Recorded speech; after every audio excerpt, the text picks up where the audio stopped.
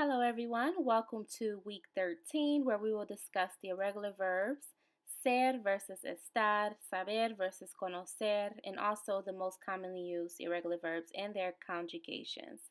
So let's go ahead and get started. So we're going to take a look at ser versus estar. So these two are irregular verbs, and ser means to be, as you see here, and also estar means to be. So ser is the permanent version of to be, and estar is the temporary version, which we're going to break that down in just a few moments. So first, let's go ahead and conjugate ser. So you have soy, I'm, eres, you are, or are you, es, is, somos, we are, son, they are. And then you have estar, which is to be as well in a temporary. So you have estoy, I'm, estás, you are or are you, está, is, estamos, we are, or están, they are.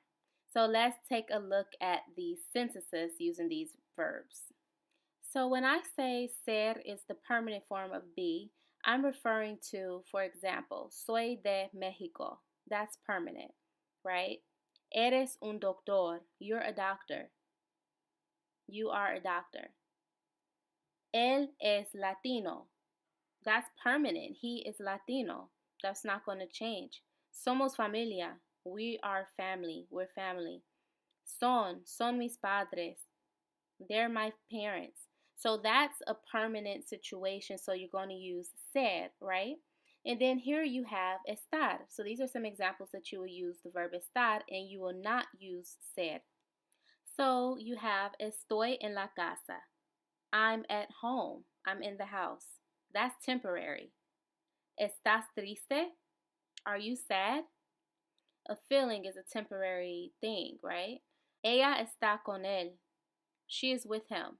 So if someone asks you, ¿dónde está? ¿Dónde está ella? Where is she? You could just say, oh, ella está con él. She is with him. So you will never say ella es con él. You cannot use es. Even though es means is, it is still the permanent form of is. So you want to use the temporary, which is está. Ella está en la casa. Ella está con él. And then you have estamos. Estamos trabajando. We are working. That's temporary. That's something we're doing at the moment. Están hablando. They're talking. Once again, temporary. So let's take a look at these other irregular verbs. So these are some of the commonly used verbs that are irregular. Some you might already know. So let's go ahead and get started with comenzar, which the conjugation for this is comienzo, I start. Comienzas, you start. Comienza, he or she starts. Comenzamos, we start. Comienzan, they start. Empiezo, I begin. Empiezas, you begin. Empieza, he or she begin. Empezamos, we begin. Empiezan, they begin. Conjugation for pensar, which is to think, is pienso, I think. Piensas, you think. Piensa, he or she think. Pensamos, we think. Piensan, they think. Some other verbs is encontrar, which is to find. Encuentro, I find. Encuentras, you find. Encuentra, he or she find. Encontramos, we find. Or encuentran, they find. You all might already be familiar with tener, which is to have. Tengo, I have. Tienes, you have. Tiene, he or she has. Tenemos, we have. Tienen, they have. And it's kind of in common with venir, which you have vengo, vienes, viene, venimos, vienen. I come, you come, he or she comes, we come, they come. In salir, you have salgo, I leave. Sales, you leave. Sale, he or she leaves. Salimos, we leave. Salen, they leave. Now keep in mind the verb salir also means to hang out, to go out, and of course it means to leave. So it can be all three of those. So if I say, oh, salgo mañana, it's I go out tomorrow or I leave tomorrow. salimos juntos, we go out together, or we leave together. Either one, it just depends on the context of the conversation. Now let's take a look at decir, which is to say. This is very common. Digo, I say. Dices, you say. Dice, he or she say. You ever hear people say, ¿cómo se dice? How do you say? So yeah, so decimos, we say. Dicen, they say. Then you have creer, which is to believe. Creo, I believe. Crees, you believe. Cree, he or she believes. Creemos, we believe. Creen, they believe. So a commonly used phrase is creo que no, I don't believe so. Or creo que sí, I believe so. So I wanted to save saber versus conocer for now because this is it's a commonly used verb that everyone uses, and it's also used incorrectly a lot of times. So I want to go ahead and break this down. Saber is to know, conocer is to know, and it also means to be familiar with. So, yo sé, I know. Tú sabes, you know. He or she sabe, or él o ella sabe. He or she knows. Sabemos, we know. Saben, they know. Then you have conozco, I know. Conoces, you know. Conoce, he or she know. Conocemos, we know. Or conocen, they know. So once again, you can choose to use the pronouns. You can choose not to.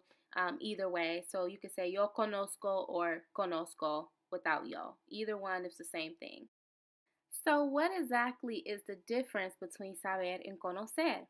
So up under you see, saber is whenever you're dealing with facts or learned skills. That's when you're going to use that type of know. Conocer is whenever you're dealing with a person, place, or thing. So let me give you an example. If I say, girl, do you know that? Do you know that? That's a fact. You're going to use sabes. ¿Sabes eso? Do you know that? Or we know how to speak Spanish. Sabemos hablar español. That's a fact, or that's a learned skill. Versus, do you know where this restaurant is?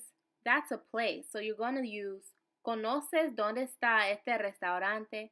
Or tú conoces ese restaurante? Do you know that restaurant? Are you familiar with that restaurant? You're not going to say, ¿sabes ese restaurante? No, because it's not a fact and it's not a learned skill. You would have to say, ¿conoces ese restaurante? Do you know? So they both mean no, right? But you have to differentiate which one is a learned skill or a fact, or which one is a person, place, or thing. So that's going to determine which one that you use in a conversation, right? So I want you all to do this exercise. So I created some sentences here, and I want you all to answer whether this is saber or conocer. So I just want you to say it out loud as I read to you the sentence, okay? So example, number 1. Do you know where that restaurant is? Which one are you going to use, saber or conocer?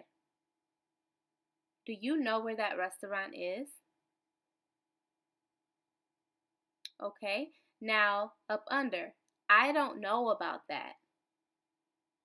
Saber o conocer. She knows him. Are you going to use saber or conocer? We know this place. Saber or conocer. They know how to speak Spanish. Saber o conocer. So I know by us just learning how to do it right now, or by me just teaching you it now, it's going to take a little while to actually register it and understand the differences, but this is just a quick exercise to just test your learning or test your comprehension. So let's go ahead and take a look at the answers. So, do you know where that restaurant is? You're going to use conoces because once again, it's a person, place, or thing. It's a lugar. It's a place, right? I don't know about that. No sé de eso. No sé de eso. I know you hear people say, no sé, I don't know, right? So yes, that's a fact or a learned skill. She knows him. Of course, you're going to use conoce. Ella conoce a él. Ella conoce a él. She knows him. We know this place. Conocemos este lugar. Because once again, it's a person, place, or thing. It's a location. They know how to speak Spanish. Saben hablar español. Or you could say saben cómo hablar español. Because once again, that's a learned skill or it's a fact. Okay? So I do want to take a look at these last 3 irregular verbs because I realize that there are a lot of irregular verbs out there. So you'll have to research them and become familiar with them. But once again, the ones that I'm giving you are the most commonly used verbs in a conversation. Okay, so these are the irregular ones. So ver, poner, and poder. So the verb ver is to see. And let's conjugate. Veo, I see. Ves, you see. Ve, he or she see. Vemos, we see. Ven, they see. Poner, to put. Pongo, I put. Pones, you put. Pone, he or she put. Ponemos, we put. Ponen, they put. The verb poder, very common. Puedo, I can. Puedes, you can, or can you. Puede, he or she can. Podemos, we can.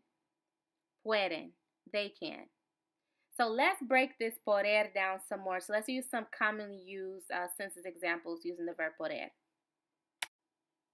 ¿Me puedes ayudar? Can you help me? ¿Me puedes ayudar? And don't worry about the me and te. We will discover that and we will discuss that in some lessons coming forward, okay? Or going forward. So, te puedo ayudar. I can help you. Te puedo ayudar. I can help you. Another one is no puedo ir. I can't go. No puedo ir.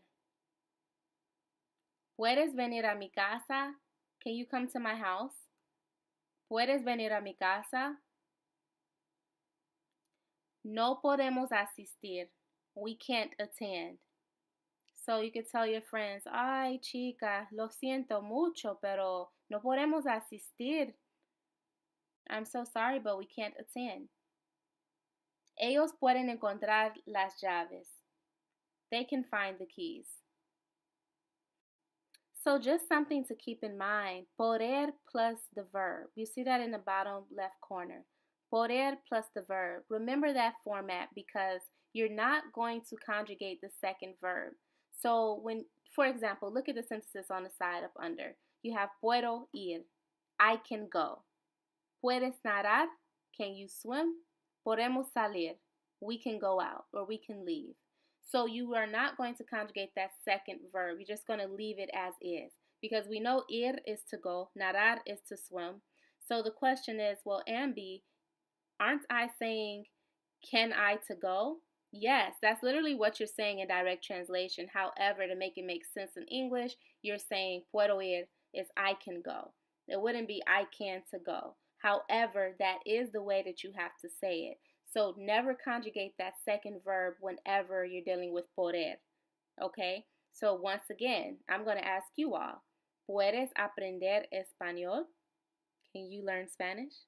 I hope you all are saying, sí, yo puedo aprender español. Or sí, puedo. Yes, I can. Okay, so that completes today's lesson. If y'all have any questions, do not ever hesitate to send me an email, ambergonzalez313@gmail.com. I'm happy to respond to any emails to you all and get ready for week 14. And I want to remind everyone that it is very important that you practice what I am teaching you in these lessons. Make sentences at home, of course, use your voice recorders. I know you all are sick of me saying that, but this plays a big part in your Spanish learning journey. You have to practice. Practice saying these sentences to people, to other people that speak Spanish and who can't speak English. It's very important. So I'll see you all next week. Adios.